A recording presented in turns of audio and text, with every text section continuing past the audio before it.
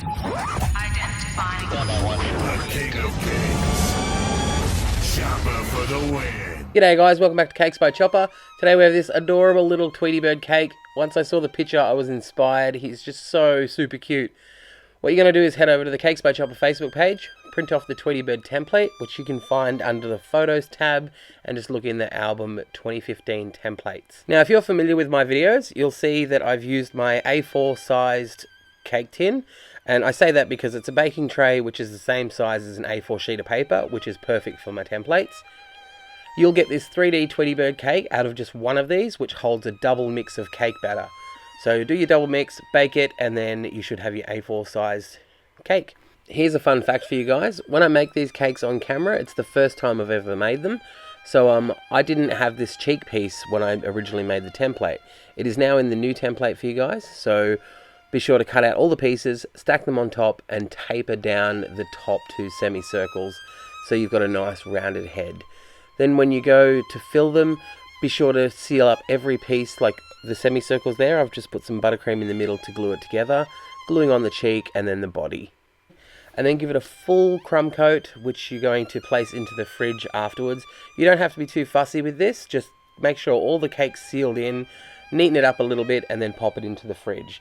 Because you're going to leave that in there about 5 minutes, then you can pull it out and give it another coating of the buttercream. This is a recipe I've sort of mixed and concocted. It's probably already out there, I'm not sure.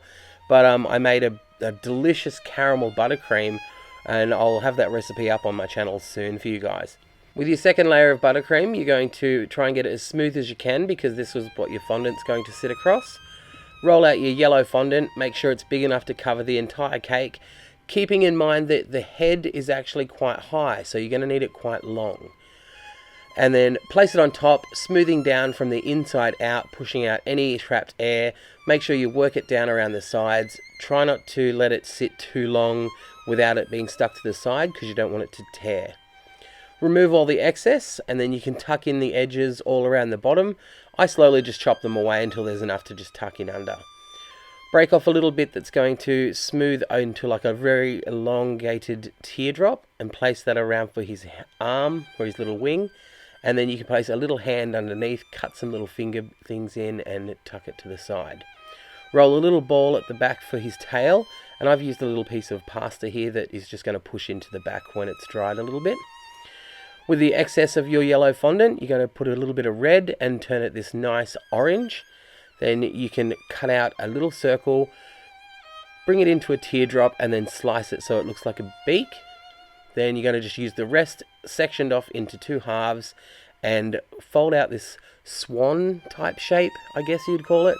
Big teardrop, and then snake the end up so it bends around like a backwards S, and put a little crease down the middle for his feet. Tuck on his tail, and pretty much the hard part of this is done. You're going to use some black gel food dye mixed with a little bit of vodka or water and a fine brush. Paint on his eyes.